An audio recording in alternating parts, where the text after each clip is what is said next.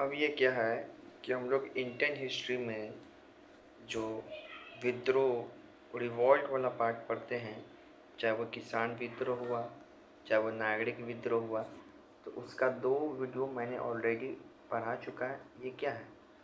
तीसरा वीडियो है। ये क्या है? तीसरा वीडियो है। आइए, पहला है कित्तूर विद्रोह के बारे में हर एक पॉइंट को समझ जाते हैं। जो कित्तूर विद्रोह कब हुआ? 1824 में। कहाँ पे हुआ? क्या तमिलनाडु में हुआ? नहीं। क से कित्तूर, क से कर्नाटक। इसका नेतृत्वकर्ता कौन था? तो रानी चेन्नम्मा। और ये रानी चेन्नम्मा जो है लिंगायत समुदाय से भी थी। कहाँ से? लिंगायत समुदाय से। इनका विवाह जो है मलसा राजा देसाई से हुआ। 15 साल की उम्र में मलसा राजा देसाई से हुआ। जो कित्तूर विद्रोह में विवाद हुआ मेनली किस लिए हुआ अंग्रेजों के साथ? तो उत्तराधिकार विवाद हुआ। 1816 में क्या हुआ? इनके पति की मृत्यु हो गई। इसके बाद इसका जो एकलौता पुत्र है उसका भी निधन हो गया। तो रानी चेन्नम्मा ने एक दत्तक पुत्र को गोद लिया जिसका नाम था शिवलिंगप्पा। शिव को गोद लिया। अब उस शिवलिंगप्पा का गोद लिया और उसको उत्तराधिकार बना दिया। यही मेनली अंग्रेज के बीच उत्तराधिकार को लेकर क्या था? विवाद था। यानी व्यापक सिद्धांत के अनुसार इसी सिंगलपना को वो उत्तराधिकार मानने से इनकार कर दिया गया। कौन? डलहौजी। ठीक है, इस सिद्धांत के अनुसार। फिर उसके बाद क्या हुआ? युद्ध हुआ। तो युद्ध कितना हुआ? मेनली 2 युद्ध हुआ। कित्तूर विद्रोह में कितना युद्ध हुआ? 2 युद्ध हुआ। युद्ध का कारण बता दिए, उत्तराधिकार। युद्ध कितना हुआ? 2 युद्ध हुआ। देखो कारण यहाँ पे लिखा हुआ है, मैंने बीबीआई भी लिखा है कि मान्यता देने से इनकार कर दिया। और हड़प नीति के तहत कित्तूर को ब्रिटिश साम्राज्य में मिलाने का प्रयास किया अंग्रेज। प्रथम विद्रोह कब हुआ? अक्टूबर में। इसमें क्या हुआ? जो सेंट जॉन ठाकरे हैं, कौन? जॉन ठाकरे ने कित्तूर पे हमला किया। और जो रानी की सेनापति थी अमतुर बलप्पा ने इसका मुकाबला किया, लेकिन जो इलियट और स्टीवसन ने बंदी बना लिया था। उसके बाद दूसरा विद्रोह हुआ। रानी युद्ध को रोकने का शर्त पर बंदी अधिकारी को छोड़ने के बावजूद अंग्रेजों ने धोखा दिया और भारी सेना के साथ फिर से हमला किया और रानी चेन्नम्मा हार गई। ठीक है, तो ये था। परिणाम क्या हुआ? तो ये जो रानी चेन्नम्मा जो मेन है इनको गिरफ्तार कर लिया गया बेलोंगल के किला फोर्ट में इनको गिरफ्तार कर लिया गया और 1829 में इनका मृत्यु हो गया। चेन्नम्मा के बाद आई सांगो लया रियन्ना। रियन्ना क्या हुआ? रियन्ना का भी गिरफ्तारी हो गया। ठीक है, इसके बाद भी रियन्ना आई। तो रियन्ना ने क्या की? ये गोरिल्ला वॉर टेक्निक जारी रहा, लेकिन अंग्रेज इनको भी अंततः 1829 में मार दिया। ठीक है, ये परीक्षा में अक्सर पूछा जाने वाला विशेषता है कि यह विद्रोह जो है डलहौजी द्वारा जो व्यक्तिगत सिद्धांत को औपचारिक रूप से लागू करने के बहुत पहले ही हो गया था। ठीक है, याद रहेगा। चलो अब आते हैं यहाँ पे सवाल पे। पहला, कित्तूर विद्रोह का नेतृत्व किसने किया था? तो रानी चेन्नम्मा। कहाँ से? कर्नाटक में। ब्रिटिश ईस्ट इंडिया कंपनी ने कित्तूर राज्य को अपने कब्जे में लेने के लिए किस नीति का इस्तेमाल किया था? बताए थे ना, हड़प नीति, डलहौजी का व्यक्तिगत सिद्धांत। फिर है कित्तूर विद्रोह के समय रानी चेन्नम्मा कित्तूर के सिंहासन का उत्तराधिकारी किसे बनाया था? तो इसको उत्तराधिकारी किसको बनाया था? रानी चेन्नम्मा। जब उसके अपने बेटा की मृत्यु हो गया था तो शिवलिंगप्पा। उसके बाद फिर यहाँ पर है रियन्ना का नाम कब आता है? ये सेनापति बनेगी बाद में, युद्ध संभालेगी। निम्नलिखित में से कौन कित्तूर के स्वतंत्रता सेनानी और रानी चेन्नम्मा के वफादार साथी थे जिन्होंने रानी की गिरफ्तारी के बाद भी अंग्रेजों के खिलाफ लड़ाइयाँ लड़ी? और भी कौन सा लड़ाइयाँ? तो गोरिल्ला वॉर टेक्निक को जारी रखा। तो रियन्ना। कौन? चेन्नम्मा के बाद रियन्ना जारी रखी। उसके बाद है यहाँ पे कित्तूर कित्तूर में एआईसी के खिलाफ पहले सशस्त्र संघर्ष के दौरान किस ब्रिटिश आयुक्त कमिश्नर की हत्या होगी? तो पहला जो संघर्ष हुआ था उसमें किस ब्रिटिश आयुक्त की हत्या हुई थी? तो वो था जॉन ठाकरे का। ठीक है, आइए अब और सवाल है यहाँ पे। ये सवाल, ये स्टेटमेंट है, कित्तूर विद्रोह के संदर्भ में कथन चुने। ठीक है, पहला है कि ईस्ट इंडिया कंपनी ने डॉक्ट्रिन ऑफ लैप्स के तहत इसको, डॉक्ट्रिन ऑफ लैप्स से भी पहले इस नीति का उपयोग किया। ठीक है, तो ये बात सही है।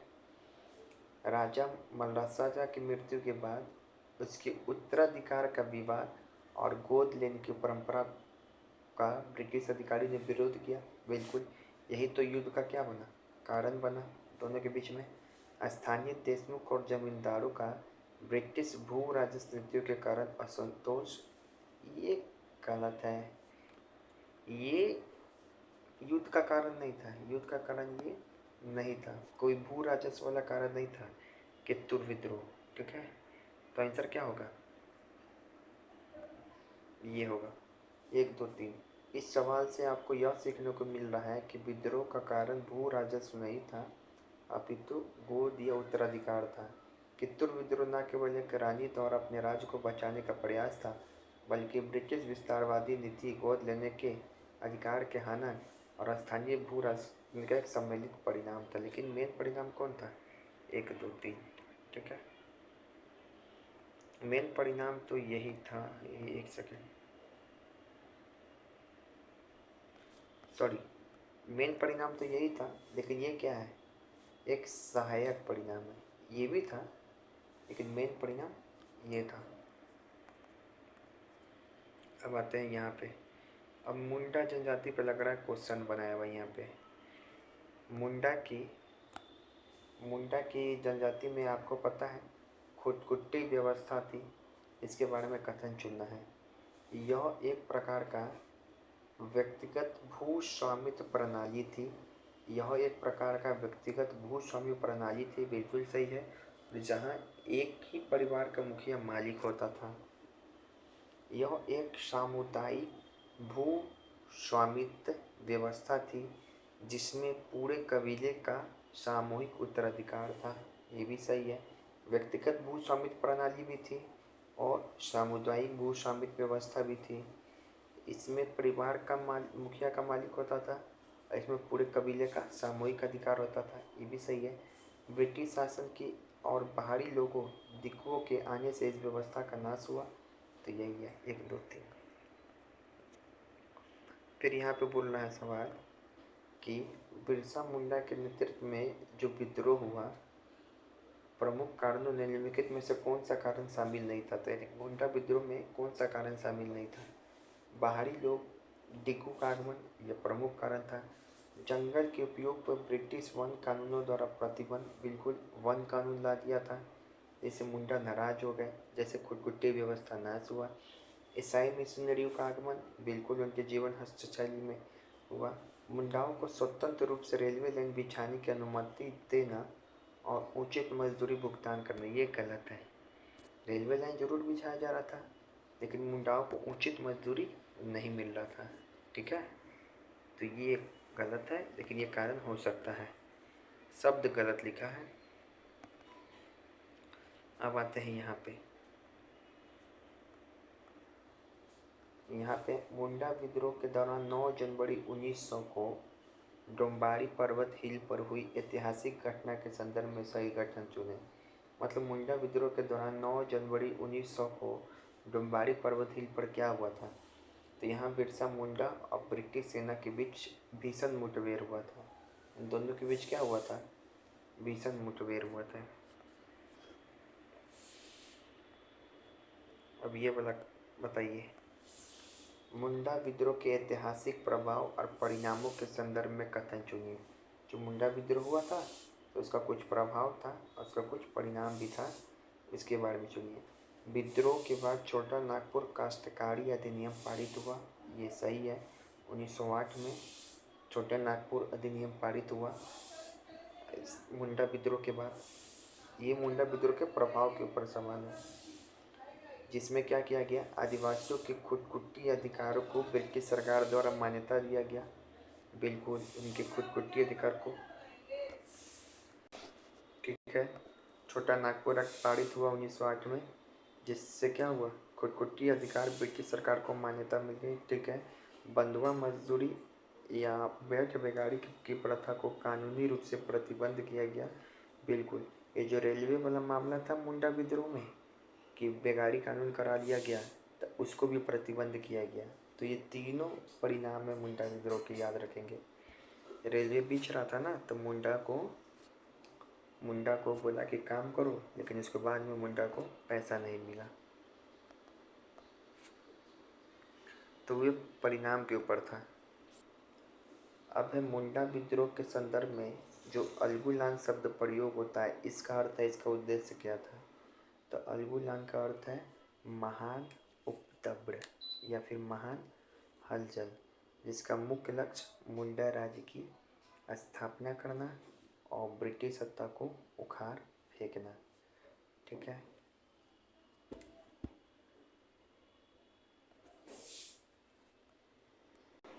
अब ये भी चुनिए, देखो ये भी जो सवाल है वो मुंडा विद्रोह के परिणाम के ऊपर ही है, ठीक है।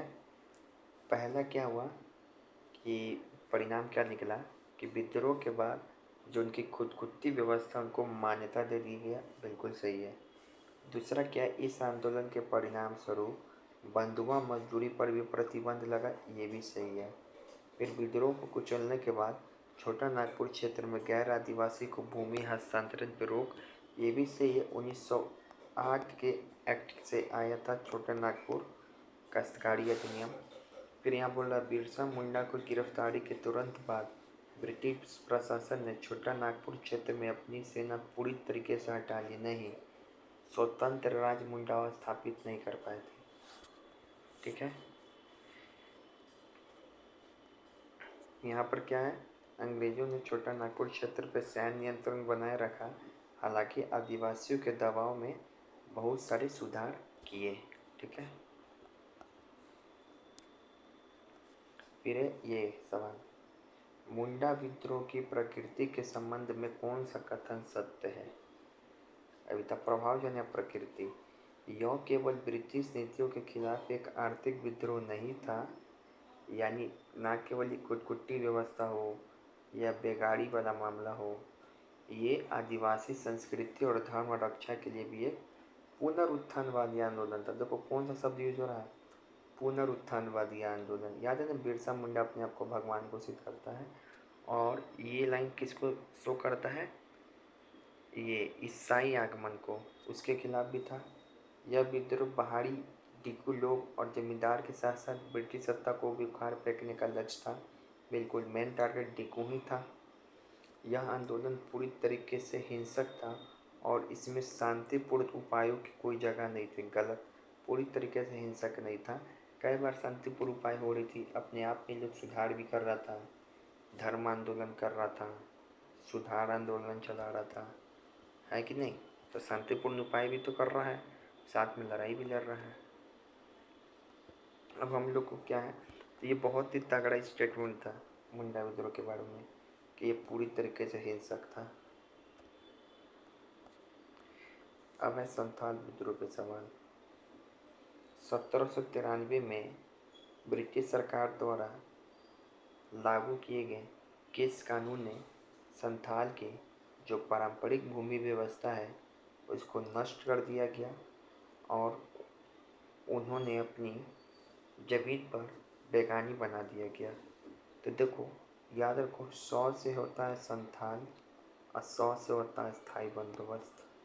ये जो स्थायी बंदोबस्त व्यवस्था ही है संथाल विद्रोह का कारण बना था। स्थायी बंदोबस्त व्यवस्था लागू हुआ ना इस क्षेत्र में, तो यहाँ से क्या किया गया, संथाल को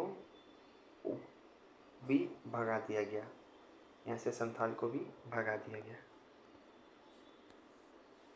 संथाल विद्रोह के परिणाम स्वरूप ब्रिटिश सरकार द्वारा आदिवासियों की रक्षा के लिए कौन से ऐतिहासिक कानून बनाया गया था। तो संथाल विद्रोह की रक्षा के लिए आदिवासी द्वारा कौन सा कानून बनाया गया था? तो संथाल परगना अधिनियम 1876 में बना था ये संथाल परगना अधिनियम। इसके साथ जो संथाल परगना है बनाया गया है। संथाल विद्रोह को लेकर कार्ल मार्क्स ने अपनी प्रसिद्ध पुस्तक भारत में प्रथम जन क्रांति की संज्ञा दी गई थी। किस पुस्तक में? तो देखो, कार्ल मार्क्स है ना, संथाल विद्रोह के ऊपर कार्ल मार्क्स अपने एक प्रमुख बुक है जिसका नाम है दास कैपिटल। इसमें इस विद्रोह को क्या बोला था? भारत का प्रथम जन क्रांति। ठीक है। ब्रिटिश प्रशासन द्वारा संथाल विद्रोह को पूरी तरीके से कुचलने के लिए किस वर्ष और क्या कदम उठाया गया कि जिससे संथाल विद्रोह पूरी तरह समाप्त हो जाए? तो 1875 में ना संथाल क्षेत्र में क्या किया गया? 55 मार्शल लॉ लगा दिया। 1855 में मार्शल लॉ लगा दिया। संथाल विद्रोह के परिणाम स्वरूप ब्रिटिश सरकार द्वारा आदिवासी की रक्षा के लिए कौन से ऐतिहासिक कानून बनाया गया? तो उनकी रक्षा के लिए बनाया गया था संथाल परगना अधिनियम 1876। 76 78 नहीं, कन्फ्यूजन होगा कई बार एग्जाम में। 78 नहीं, 76। महाजनों और साहूकारों द्वारा अपनाई गई किस शोषणकारी प्रथाओं ने संथाल को ऋण जाल में फंसा दिया था? तो याद है ना, संथाल क्या कर रहे थे? संथालों को जो महाजन हो या साहूकार हो ऋण जाल में फंसा रहे थे। मतलब इस सवाल से यही समझ में आता है कि संथाल विद्रोह अंग्रेजों के अस्थायी बंदोबस्त अधिनियम के ही खिलाफ नहीं, या साहूकार और जमींदारों के खिलाफ भी था। मतलब यहाँ पे दोनों टारगेट में है, एक तो ये अस्थायी बंदोबस्त भी और एक साहूकार जमींदार भी। तो किस तरीके से डेब्ट ट्रैप में फंसाता है? एक तो ब्याज की दर वो बहुत वसूलते हैं, धोखाधड़ी से अंगूठा लगवा लेते हैं और मूलधन ना चुकाने पे संथाल और उनके परिवार को बंधुआ मजदूर बना देते। तो डी। तो समझ में आ रहा है संथाल विद्रोह का क्या क्या कारण था? संथाल विद्रोह को मुख्य तत्कालिक और उत्प्रेरक कारण क्या था? बताओ। एकदम तत्काल और उत्प्रेरक कारण तो एक तो है ब्रिटिश पुलिस और अदालतों का भ्रष्ट होना, केवल साहूकार का पक्ष ले रहा है। दूसरा है महिला और बुजुर्गों के साथ की जाने वाली हिंसा।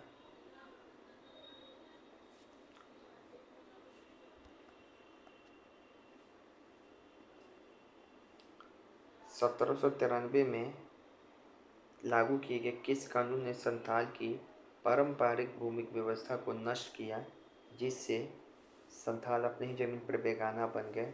तो अस्थायी बंदोबस्त। इससे हमको पता चला कि मतलब अंग्रेजों का यही अधिनियम संथाल विद्रोह का प्रमुख कारण था। बहुत ही नया फैक्ट मिला है।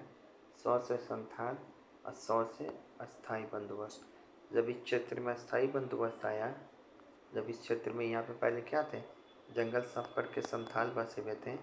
जब अस्थायी बंदोबस्त आया तो यहाँ से इन संथालों को भी क्या करना पड़ा? भागना पड़ा। अब उसके बाद ये संथाल क्या कर दिए? विद्रोह कर दिया। आइए अब इस पे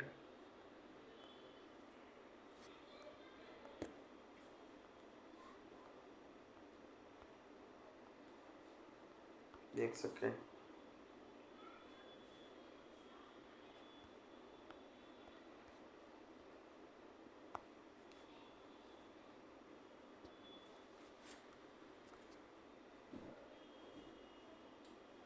संथाल विद्रोह के दौरान अपनाए गए तरीकों और रणनीतियों के संबंध में कौन सा कथन असत्य है?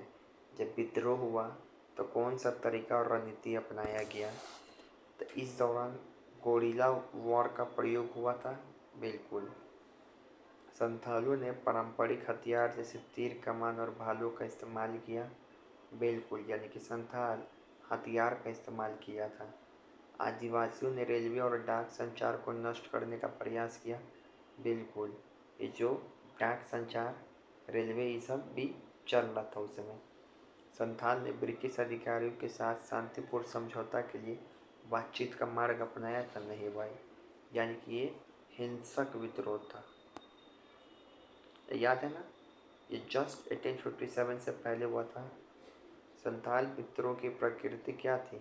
आक्रामक और संघर्षपूर्ण थी, जिसमें उन्होंने समर्पण करने से इनकार कर दिया और उन्होंने ब्रिटिश सत्ता को उखाड़ फेंकने का संकल्प लिया था और शांतिपूर्ण समझौतों के बजाय सशस्त्र संघर्ष का मार्ग चुना था।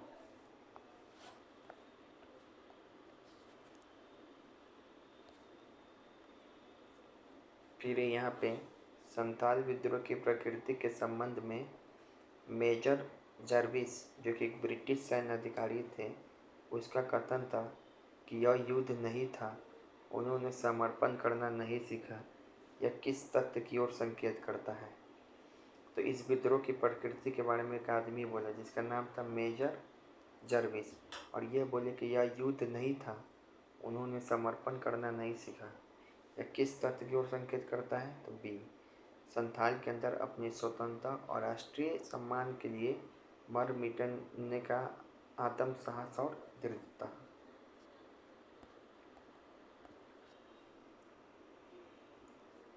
अब यहाँ देखिए, ए संथाल विद्रोह के कारण इसको प्रकृति के विश्लेषण के संदर्भ में निम्नलिखित में से कौन सा वर्ग विद्रोहियों के समर्थन में शामिल थे? तो याद है, संथाल जो थे वो अकेले नहीं लड़ रहे थे, इनके साथ और भी लोग शामिल थे डीकू को भगाने के लिए। कौन कौन से शामिल थे वही पूछ रहा है। ग्वाला रायजी शामिल होगा, लोहार शामिल था, गांव की मुखिया, आपको लगेगा मुखिया शामिल नहीं होगा, मुखिया भी शामिल था, लेकिन जमींदार, साहूकार, पुलिस, ये सब शामिल नहीं था। जमींदार, साहूकार, पुलिस, ये सब शामिल नहीं था। इस पे आपको दिक्कत हो सकता है, लेकिन ये भी शामिल था।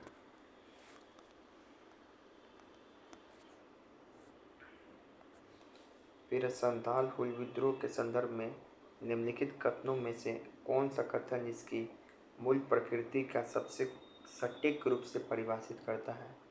यह मुख्य रूप से अंग्रेजों द्वारा कृषि कर बढ़ाने के खिलाफ एक आर्थिक विद्रोह था। बताओ, सबसे सटीक बोल रहा है, ये कृषि कर बढ़ाने के खिलाफ था। अभी तक जो पढ़े थे, संथाल का मेन कारण था दिगू और एक था अस्थाई बंदोबस्त। यह केवल तो नहीं होगा जमींदार के खिलाफ, यह ब्रिटिश औपनिवेशिक सत्ता और उसके जो समर्थक के खिलाफ एक सामाजिक, धार्मिक और राजनीतिक विद्रोह था, जिसका उद्देश्य अबुआ राज यानी कि स्वशासन स्थापना करना था। ये सही है, ठीक है। ये राष्ट्रीय स्तर के नेताओं द्वारा निर्देशित था, गलत है। वह पहाड़िया विद्रोह पे सवाल। पहाड़िया विद्रोह के नेताओं पे हम लोग क्या होते हैं, अक्सर कन्फ्यूजन होते हैं। पहाड़िया विद्रोह के नेताओं के ऊपर अक्सर कन्फ्यूजन होते हैं, किसमें कौन कौन शामिल था, उसी के ऊपर सवाल।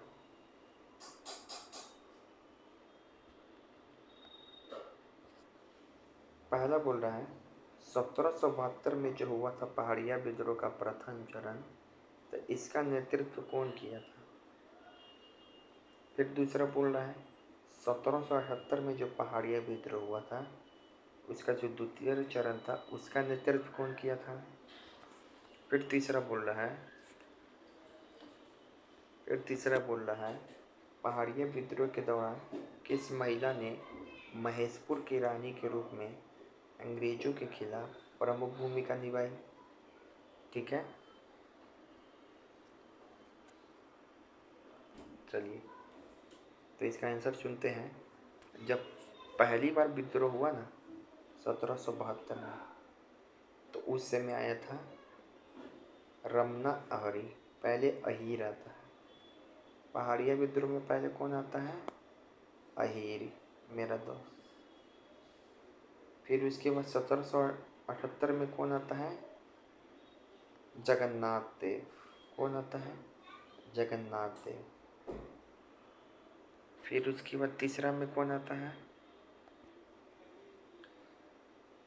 पहाड़िया विद्रोह के दौरान किस महिला ने महेशपुर की रानी के रूप में अंग्रेजों के खिलाफ लड़ा? तो रानी सर्वेश्वरी। अब चौथा आखिरी बार में कौन आता है? तो तिलक। यानी 1 2 3 4, 4 नेता जुड़ा पहाड़िया से। 1772, 1778 और एक है रानी और एक है आखिरी। पहला कौन आया? अहीर। दूसरा कौन आया? अहीर के बाद जगन्नाथ। तीसरा कौन आया? रानी सर्वेश्वरी। रानी सर्वेश्वरी। चौथा कौन आया? तिलक। तिलका मांझी। ठीक है, तो ये लोग शामिल था पहाड़िया विद्रोह में। क्या आपको याद रहेगा पहाड़िया विद्रोह की बात? बिल्कुल।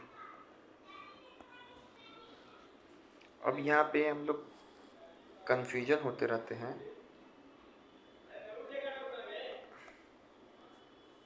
कहाँ चले गए? हाँ, अब यहाँ पे हम लोग कन्फ्यूजन होते रहते हैं। पहाड़िया विद्रोह कब से कब तक हुआ था बताइए? तो ये 1782 से 1772 से 1782। ठीक है, केवल 10 साल। 1772 से 82। 1778 में हुए पहाड़िया विद्रोह का प्रमुख नेता कौन था? देखो, ये सेकंड वाला पूछ रहा है। अहीर के बाद कौन आया था? जगन्नाथ। तो ये हो गया। ये टाइम लाइन याद रहेगा, कन्फ्यूजन होता है। पहाड़ पे 72, ऐसे याद करो, पहाड़ पे, इसे याद करो, पहाड़ पे 72 बार बोले नहीं चढ़ो, सिया कैसे ढकेल देती है? 72 बार बोले नहीं चढ़ो। याद हो जाएगा? बिल्कुल।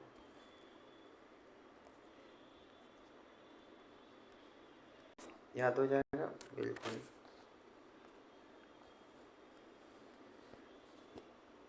फिर यहाँ पाइका विद्रोह के भड़कने का सबसे प्रमुख तात्कालिक आर्थिक कारण क्या था? जो पाइका विद्रोह है उसको भड़कने का सबसे प्रमुख तात्कालिक आर्थिक कारण क्या था, ये पूछ रहा है। तो बी, पाइका विद्रोह क्यों भड़का? तो जो पाइक समुदाय था ये वंशानुगत लगान मुक्त जमीनों को चुनना। तो पाइका समुदाय से उनका जो वंशानुगत मिला हुआ था बिना टैक्स वाला लैंड, उसको छीनना। अब यहाँ पे फराइजी पे सवाल। किस पे? फराइजी विद्रोह पे। 19वीं शताब्दी के पूर्वी बंगाल में जो फराइजी आंदोलन का उदय हुआ और इसके मूल स्वरूप के संदर्भ में कथन चुनिए। मतलब फराइजी आंदोलन के स्वरूप के संदर्भ में। इस आंदोलन की स्थापना हाजी शरीयतुल्लाह द्वारा इस्लाम को शुद्ध करने और अनिवार्य धार्मिक कर्तव्यों का पालन करने पर जोर देने से हुई थी। बिल्कुल। तो इस आंदोलन की शुरुआत हाजी शरीयतुल्लाह द्वारा हुई, जिसमें क्या कहा गया था? ये बोला इस्लाम को शुद्ध करना और उनका जो कर्तव्य उसको पालन करने पे जोर दिया गया। अपने आरंभिक चरण में यह आंदोलन विशेष रूप से कंपनी की प्रशासनिक नीतियों के खिलाफ एक अहिंसक राजनीतिक विद्रोह था। बिल्कुल, शुरुआत में क्या था? प्रशासनिक नीतियों के खिलाफ था। लेकिन जब दादू मियाँ आया जो हाजी शरीयतुल्लाह का पुत्र था, तो इसके नेतृत्व में यह आंदोलन कैसा बन गया? कृषक आंदोलन का रूप ले लिया। ये भी सही है। यह आंदोलन एक मुख्य सामाजिक आर्थिक दर्शन यह था कि भूमि ईश्वर की है और किसी भी जमींदार को इस पर कर वसूलने का अधिकार नहीं है। बिल्कुल, यह आंदोलन में ये एक दर्शन दिया गया था। ठीक है, तो हाजी शरीयतुल्लाह के नेतृत्व में इस पुनरुत्थानवादी आंदोलन के रूप में शुरू हुआ, फिर बाद में कृषक असंतोष से जुड़ गया। ठीक है, याद हुआ? 1 3 4, 1 3 4 मतलब 1 सेकेंड।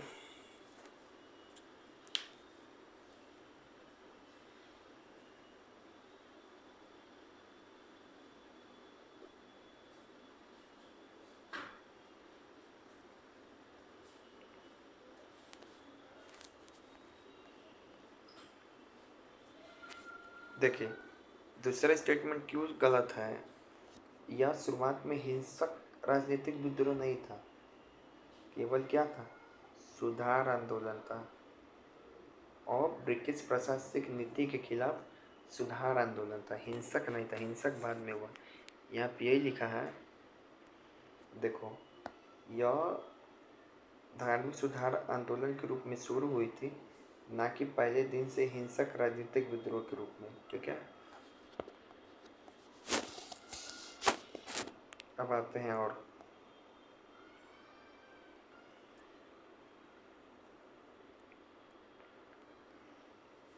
फराइजी आंदोलन के इतिहास में हाजी शरीयतुल्लाह और उनके जो पुत्र थे दादू मियाँ के योगदान के बीच अंतर स्पष्ट करने वाले निम्नलिखित युग्मों पर विचार कीजिए।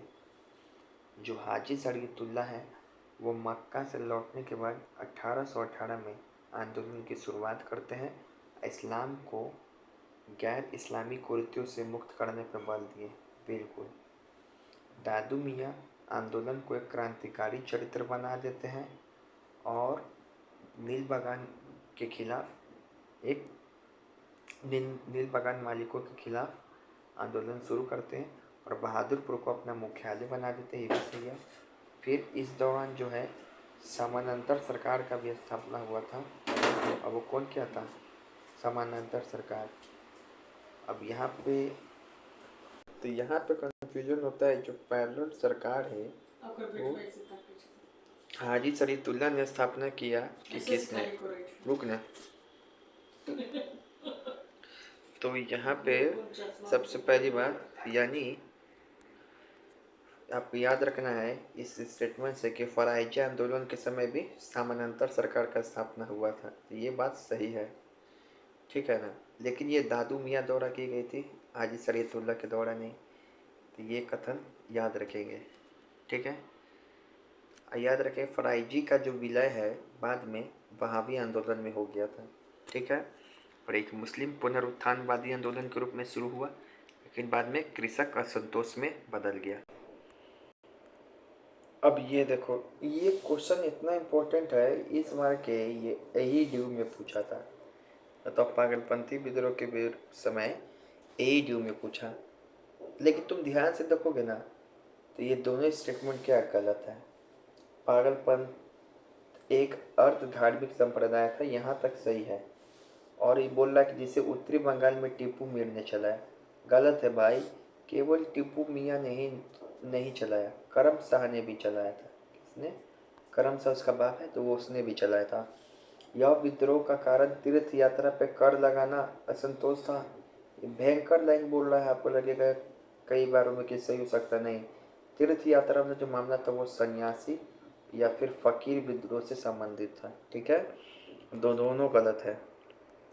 आइए यहाँ पे, पागलपंथ एक अर्ध धार्मिक संप्रदाय था, ठीक है, ये लाइन सही है, जिसकी स्थापना करम शाह ने की थी और उसका पुत्र जो है टीपू शाह बाद में इस संप्रदाय का नेतृत्व संभाला और इसे जमींदार के खिलाफ एक राजनीतिक धार्मिक आंदोलन में बदल दिया। यह मुख्य रूप से मैनमिन सिंह जिले यानी कि बांग्लादेश में सक्रिय था। कहाँ पे सक्रिय था? बांग्लादेश में। तो इसी कारण केवल टीपू को संस्थापक मानना पूर्णतः गलत है। दूसरी बात, आपने अभी फराइजी आंदोलन देखा था, सेम वही कॉन्सेप्ट इसमें भी चल रहा है। पागलपंथी में भी करम शाह आएगा, वह धार्मिक संप्रदाय में रहेगा, लेकिन इसी तरीके से टीपू शाह आएगा, कृषक असंतोष में बदल देगा। इस विद्रोह का कारण तीर्थ यात्रा था? नहीं, अत्यधिक दमन और टैक्स थे। अत्यधिक दमन और टैक्स थे जो किसान से लिया जा रहा था। हाँ, तीर्थ यात्रा का जो मामला है वह सन्यासी या फकीर विद्रोह से जुड़ा हुआ था, ठीक है। तो ये याद रखेंगे। अब आते हैं ये जब पागलपंथी विद्रोह है, इसके संदर्भ में कथन को चुनिए। यह एक सामाजिक, धार्मिक और किसान विद्रोह था, जिसे मुख्य रूप से पूर्वी बंगाल के मैसिन से और शेरपुर क्षेत्रों में गारो और होजोंग जातियों द्वारा चलाया गया था। बिल्कुल, सबसे पहले याद रखना कहाँ पर चलाया गया, पूर्वी बंगाल के मैसिन क्षेत्रों में। और किस जनजाति द्वारा? गारो और होजोंग जनजाति। इस पंथ के संस्थापक करम शाह थे, जिसकी विचारधारा सूफीवाद हिंदू धर्म आदिवासी विश्वासों में का मिश्रण था। यानी कि जो करमशाह थे वो अच्छे आदमी थे, सूफीवाद में भी विश्वास कर रहे थे, हिंदू धर्म में भी, आदिवासी में भी। इस आंदोलन ने तब उग्र रूप धारण कर लिया जब करमशाह का जो पुत्र था टीपू कंपनी के दमनकारी और जमींदार द्वारा लगाए गए भारी अत्याचारों के खिलाफ किसान को संगठित किया। बिल्कुल ये जो है हाजी सरीतुल्लाह का जो पुत्र था उसके द्वारा ये आगे बढ़ाया। विद्रोह इतने सफल रहे कि उन्होंने शेरपुर पर कब्जा कर लिया और टीपू शाह ने लगभग एक दशक तक वहाँ पे स्वतंत्र प्रशासनिक व्यवस्था यानी कि संवैधानिक सरकार की स्थापना की। तुम देखो कि ये बिल्कुल जो ये है चारों स्टेटमेंट सही है और ये बिल्कुल जो है ये सिमिलर ट्रेंड हराइजी आंदोलन के जैसा फॉलो कर रहा है। ये भी बात याद रखना है, ठीक है। अब आते हैं यहाँ पे, ठीक है। तो फराइजी की तरह ये भी फॉलो कर रहा है ट्रेंड। फिर यहाँ पे सन्यासी विद्रोह अंततः कब समाप्त हुआ? सन्यासी विद्रोह कब समाप्त हुआ? तो सन्यासी विद्रोह समाप्त हुआ 1820 के दशक में। धीरे धीरे सैन्य दमन और कंपनी की नीतियों में सुधार के साथ 1820 के दशक में धीरे धीरे सैन्य दमन और कंपनी की नीतियों के खिलाफ सुधार के साथ, ठीक है। जैसे जैसे सैन्य दमन किया इस समय में और कंपनी की नीति में सुधार हुआ, ठीक है ना। वारेन हेस्टिंग ने ही समाप्त किया। फिर यहाँ पे पूछ रहा है कि किस ब्रिटिश गवर्नर जनरल ने सन्यासी विद्रोह को दबाने के लिए कठोर सैन्य कदम उठाए और लंबे समय तक चल रहे संघर्ष के बाद इसे कुचलने में सफलता प्राप्त की? तो वारेन हेस्टिंग। बताए थे सन्यासी विद्रोह का दमन 1820 के दशक में धीरे धीरे सैन्य कार्रवाई और प्रशासनिक सुधार के कारण हुआ। अब आ रहे हैं सन्यासी विद्रोह पे। यहाँ बोल रहा है इतिहास में प्रसिद्ध महिला क्रांतिकारी देवी चौधरानी, इसका संबंध जो था सन्यासी विद्रोह से था, वह कहाँ से अंग्रेजों के खिलाफ संघर्ष की थी?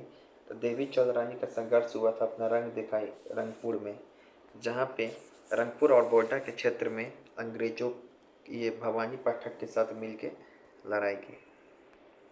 ठीक है। फिर यहाँ बोल रहा है कि मजनू शाह, कौन? मजनू शाह ने सन्यासी विद्रोह को किस क्षेत्र में आंदोलन का नेतृत्व किया? तो मजनू शाह कहाँ पे किए थे? तो रंगपुर और दिनाजपुर। याद है ना, रंगपुर में तो ये भी किया था। तो कोई ढाका मैन सी कौन सा जगह है? तो ये है फराइजी का। नहीं, अभी कौन सा परत है? पागलपंथी विद्रोह का है, ठीक है। और रंगपुर और दिनाजपुर कहाँ का है? सन्यासी विद्रोह का है। फिर यहाँ पे बोल रहा है कि सन्यासी विद्रोह के उदय के पीछे कौन सा कारण थे? तो एक तो सबसे प्रमुख कारण हमको पता है कि टैक्स वाला था, लेकिन क्या केवल यही हो सकता है? 1770 में भीषण अकाल आया, ये भी कारण थे। दूसरा, कंपनी द्वारा जो भारी कर लगाया जा रहा है, ये भी थे। तो ऑल डी। सन्यासी विद्रोह का चला था कब से कब तक? 1770 से 1820 तक। 1770 से 1820 तक, याद रहेगा। अब आइए यहाँ पे कुछ देख ले रहे हैं जो सन्यासी विद्रोह, सन्यासी और फकीर के प्रमुख नेताओं और से संबंधित क्षेत्रों का विवरण है, ठीक है। एक तरफ विद्रोही नेता है जो कि सन्यासी विद्रोह का, एक तरफ इधर क्षेत्र है। देवी चौधरानी क्या है? याद है ना, आनंद मठ का पुस्तक किस पे आधारित है? तो देवी चौधरानी पे, ठीक है। और बोल रहा है उत्तर बंगाल और नेपाल की सीमा में जंगल में गोरिल्ला युद्ध किसने किया? बताओ, एक सेकेंड।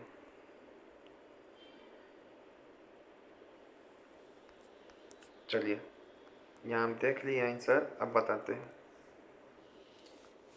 बंगाल और बिहार के विद्रोह का नेतृत्व करने वाले सूफी संत कौन थे इसमें? तो मजनू भाई ही सूफी संत था, अपना याद रहेगा। मजनू भाई सूफी संत था। बंगाल और नेपाल की सीमा में गोरिल्ला युद्ध कौन कर रहा है जंगल में? खुशबू पाठक। जय भवानी। फिर इसके बाद विद्रोही सन्यासियों का नेतृत्व करने वाला आनंद मंच से प्रेरित चरित्र कौन है? देवी चौधरानी। याद रहेगा, जो रंगपुर में लड़ी थी।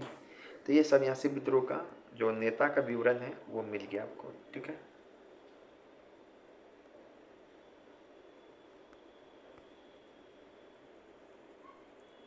अब है यहाँ पे पूछ रहे हैं सन्यासी विद्रोह में भाग लेने वाला सन्यासी मुख्य रूप से किस संप्रदाय से था? तो दशनामी सन्यासी, ठीक है, जो विशेष रूप से गिरी पूरी भारतीय शाखा के साधुओं ने भाग लिया था।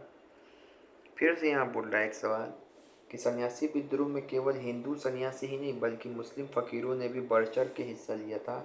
इनमें से कौन सा एक प्रमुख फकीर कौन था? अरे हमको पता है फकीर कौन था। अच्छा फकीर पूछ रहे हैं तो याद है मजनू शाह सूफी नेता थे। फकीर में ये थे, मजनू शाह भी थे, चिराग अली भी थे, मूसा शाह भी थे। नाम भूल सकते हैं हम, पूछेगा सन्यासी विद्रोह से कौन कौन संबंधित आदमी थे। मजनू शाह, चिराग अली, मूसा शाह। एक और देखे थे देवी चौधरानी, भवानी पाठक, ठीक है, सेना, सिपाही, किसान, ये सब भी होंगे, ठीक है, सन्यासी विद्रोह में। फिर अब यहाँ पर आगे हम लोग बहावी आंदोलन पे सवाल। भारत में बहावी आंदोलन की विचारधारा किन सिद्धांतों पे आधारित थी? तो बहावी कुरान और हदीस के आरंभिक स्वरूप में वापसी। बिल्कुल, बहावी आंदोलन भी क्या था? एक पुनरुत्थानवादी आंदोलन जो कि कुरान और हदीस के जो आरंभिक स्वरूप है उसके वापसी लाने पे आधारित थे। सूफी और अन्य गैर इस्लामी प्रथाओं का ये कड़ा विरोध कर रहे थे। जो वहाबी आंदोलन है वो सूफीवाद हो या गैर इस्लामी परंपरा हो, इसका विरोध किया करते थे। फिर तीसरा क्या है? भारत को दार उल हर्ब यानी कि काफिरों के देश से दार उल इस्लाम यानी कि इस्लाम के देश में बदलना था। बिल्कुल, एक तो वहाबी आपको याद रखेंगे सूफीवाद से संबंधित था, गैर इस्लामी परंपराओं का विरोध कर रहा था, कुरान और हदीस पे आने की बात कर रहा था। ये पूरी तरीके से पुनरुत्थानवादी था और ये वाला भी बात कर रहा था। याद है ना सैयद? किस वहाबी नेता को ब्रिटिश सरकार द्वारा गिरफ्तार करके अंडमान और निकोबार द्वीप समूह में भेज दिया गया, जिसको बहुत अहम था? मौलवी अहमदुल्ला जो थे पटना वाले से संबंधित थे। इनको 1864 में, कब? जिस समय वन विभाग की फॉरेस्ट डिपार्टमेंट की स्थापना हुई थी, राजद्रोह का आरोप लगाया गया और इनको गिरफ्तार किया गया और इनको आजीवन कारावास की सज़ा देकर भेज दिया गया। याद रहेगा। फिर है 1831 में बालाकोट की प्रसिद्ध लड़ाई में किन वहाबी नेताओं की मृत्यु हो गई थी? 1831 में कौन सा लड़ाई? बालाकोट। कौन सा? बालाकोट। तो सर सैयद अहमद बरेलवी का जो सिखों के खिलाफ बालाकोट की लड़ाई लड़े, पहले तो ये लड़ाई सिख के खिलाफ ही था बहावी, लेकिन बाद में अंग्रेजों के खिलाफ हो गया। तो सिख के खिलाफ लड़ाई लड़ते लड़ते सैयद अपना जान दे दिया।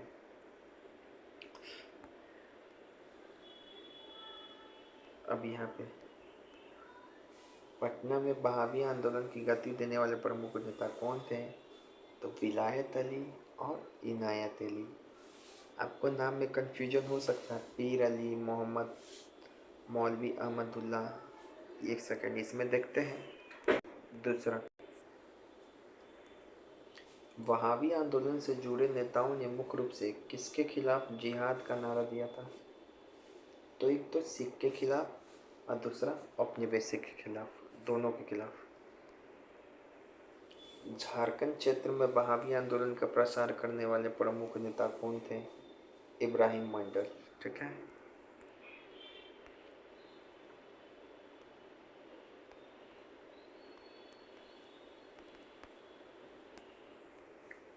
फिर यहाँ बोल रहा है, ब्रिटिश सरकार ने बहावी आंदोलन को कुचलने के लिए कौन सा कदम उठाया था?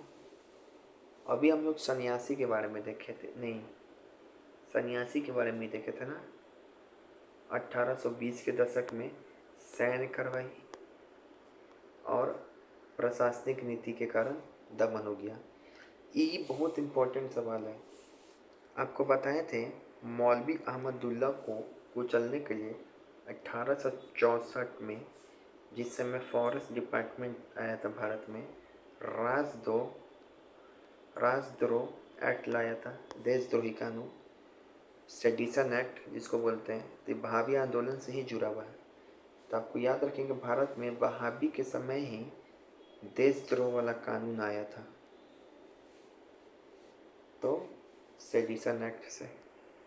बहुत इम्पोर्टेंट सवाल है ये लाइन जो है, सेडिशन एक्ट किस। अब हम लोग जो कुछ है सन्यासी और बहावी आंदोलन का जो अंतर है उस पर भी देख ले रहे हैं, क्योंकि यहाँ से सवाल आने का ज़्यादा चांसेस है और कन्फ्यूज़न होता है। ठीक है, आइए, एक तरफ लिखा हुआ है बहावी, एक तरफ लिखा हुआ है सन्यासी, दूसरे तरफ लिखा हुआ है बहावी। याद रखें, पहले कौन आया? सन्यासी आया, तब बहावी आंदोलन आएगा। ठीक है, इसका समय काल क्या है? तो 1770 से 1800। ठीक है, 1770 से 1820 के आसपास। जैसे ये समाप्त हुआ तो ये 1820 से 1870 के दौरान, तो पहले ये आया फिर ये आया। याद है ना, सन्यासी 1820 में सैन्य कार्रवाई और प्रशासनिक सुधार के कारण समाप्त होने लगा। वहाबी का मुख्य क्षेत्र कहाँ था? तो ये मुख्य क्षेत्र था उत्तर पश्चिम सीमा प्रांत, यूपी, पटना। उसके बाद पूरे भारत में, देखो ये पॉइंट याद रखना है कि इसका जो स्वरूप है अखिल भारतीय है बहावी का। और मेन क्षेत्र का है पटना, तो पटना में वाह तो बहावी। ये जो मैं पूछा था ना, बहावी का मुख्य केंद्र क्या है? तो पटना। और इसका मुख्य क्षेत्र कौन है सन्यासी का? तो इसका बस बिहार और बंगाल है। इसमें भी मेन कौन है? पूर्णिया। तो सन्यासी पुण्य का मत था तो पूर्णिया क्षेत्र। ये भी AU में पूछा था। इसका जो सन्यासी का है चरित्र क्या है, शुरुआती स्वरूप क्या था? आर्थिक और धार्मिक विद्रोह। मेन क्या था ये सन्यासी? क्या था?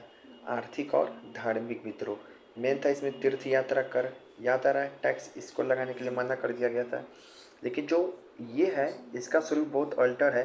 ये इस्लामिक धार्मिक सुधार पुनरुत्थानवादी आंदोलन के ऊपर पूरा केंद्रित था बहावी। लेकिन जो सन्यासी है इसका आर्थिक कारण भी था, तीर्थ यात्रा कर हो गया, टैक्स लगा रहा है, या फिर अकाल हो गया, भू राजस्व हो गया, ये भी कारण सम्मिलित था। इसमें तो सब आ गया था, सैनिक भी आया था, किसान भी आया था, ये सब शामिल हो गया था। लेकिन ये पूरी तरीके से धार्मिक कारण था इसका। इसका नेतृत्व किसने किया? तो इसका नेतृत्व किया केना सरकार, दिरजी नारायण, मजून साहब, भवानी पाठक, फिर से चिराग अली, ये सब किया। और इसका प्रमुख कौन किया? सैयद अहमद बहरेलवी, शाह वली उल्लाह। भारत में इस लाने का बहावी आंदोलन का प्रमुख नींव कौन लगा? शाह अहमद वली उल्लाह, लेकिन अरब में शाह अहमद बरेलवी। फिर से विलायत अली, इनायत अली, ये पटना वाले क्षेत्र में आया, ये सब लेके। इसका विद्रोह का प्रमुख कारण क्या? अकाल हो गया, टैक्स हो गया, तीर्थ यात्रा पे टैक्स हो गया। लेकिन संन्यास बहावी का प्रमुख कारण क्या है? तो इस्लाम में जो कुरीतियाँ आई है इसको दूर करना, भारत को दारुल इस्लाम बनाना। ठीक है, दारुल क्षेत्र को दारुल इस्लाम बनाना। इसमें मुख्य दुश्मन कौन है? तो ईस्ट इंडिया कंपनी और उसके जमींदार। इसमें मुख्य कौन है? तो शुरुआत में सिख था, बाद में अंग्रेज। इसमें धार्मिक सहभागिता किसका है? तो इसमें हिंदू मुस्लिम सबका एकता है। इसमें केवल मुस्लिम पुनरुत्थानवादी आंदोलन था। इसका साहित्यिक उल्लेख कहाँ पर है? तो बंकिम चंद्र चटर्जी के प्रसिद्ध उपन्यास आनंद मठ में सन्यासी विद्रोह का जिक्र है। इसका कोई ये काल्पनिक साहित्य नहीं मिलता है। ठीक है, और सेडिशन एक्ट किसका परिणाम है? तो सन्यासी विद्रोह का ही परिणाम है, सेडिशन एक्ट नहीं। सेडिशन एक्ट जो परिणाम है आपको बहावी आंदोलन का परिणाम है। 1864 में मौलवी अहमदुल्ला को राजद्रोह आरोप में अंडमान निकोबार भेजा गया था, तो ये बहावी आंदोलन का परिणाम है। लेकिन इसके विद्रोह को और समझते हैं इधर, इस पॉइंट से भी। इस तरफ लिखा है सन्यासी, इस तरफ लिखा बहावी। इसकी पृष्ठभूमि क्या है? तो 1770 में भीषण बंगाल अकाल के बाद शुरू हुआ। कंपनी की लूट खटों से जनता क्या हो गया? रिष्ट हो गया। वहाबी आंदोलन क्या है? अरब के जो अब्दुल वहाब है उसके विचारों से प्रेरित था, लेकिन भारत में इसका नींव कौन रखा? तो शाह वली उल्लाह। कौन? शाह वली उल्लाह। इसका वैचारिक उद्देश्य क्या था? तो जमींदार के अधिकारों की रक्षा करना, तीर्थ यात्रा करके विरोध, इस्लाम, इसका क्या? इस्लाम के मुख्य रूप में लौटना। इसका युद्ध रणनीति क्या है सन्यासी का? तो गोरिल्ला वॉरफेयर से लड़ी कौन? भवानी पाठक, याद है ना? जय भवानी। और सरकारी खजाना और कंपनियों की लूट हुआ। इसमें क्या हुआ? जिहाद की घोषणा हुआ। एक मजबूत गुप्त सैन्य संगठन और नेटवर्क तैयार हुआ। ये भी सही है वहाबी में। इस जो सन्यासी है इसका कोई मुख्यालय नहीं था, याद है? कोई मुख्यालय नहीं था। लेकिन जो वहाबी है इसका मुख्यालय था कौन? सितना, याद है ना? वहाबी में ही मुख्यालय बना था सितना प्रांत, उत्तर पश्चिमी सीमा प्रांत, याद है? North west frontier. फिर इसमें जो है सन्यासी का जो है राष्ट्रवादी स्वरूप, ये क्षेत्रीय स्तर पर का विरोध था। सन्यासी विद्रोह कहाँ था? क्षेत्रीय स्तर पर का था। इसमें आधुनिक राष्ट्रवाद का क्या था? कमी था। लेकिन जो वहाबी है ये अखिल भारतीय स्तर पे था। एक तो अरब से ही संचालित हो रहा है, दिल्ली, हैदराबाद, बंगाल, ये सब में भी पड़ा। यह स्वरूप धार्मिक राष्ट्रवाद से प्रेरित था। इसको सन्यासी को किसने दबाया? वॉरेन हेस्टिंग ने अपने कार्रवाई से, बड़ी मशक्क़त के बाद। लेकिन इसमें लॉर्ड एलिंगन प्रथम ने दबाया कानून बना के। अम्बाला और पटना में देशद्रोह मुकदमे भी चलाए इसमें, वहाबी में। समझ में आया? तो ये सब था। अब इसमें कन्फ्यूजन होता है कि वहाबी आंदोलन में बिहार से जुड़े प्रमुख नेता कौन थे? तो आपको लगेगा ये एक नज़र में नहीं, ये थे बिहार से, लेकिन ये 1857 में जुड़े थे और इनको देशद्रोह कानून चलाया गया था 1864 में। ये भले वहाबी से थे लेकिन ये नहीं ना थे। इसी कारण मेन जो आंसर होगा विलायत अली और इनायत अली। ठीक है, चलिए अब दूसरा वीडियो में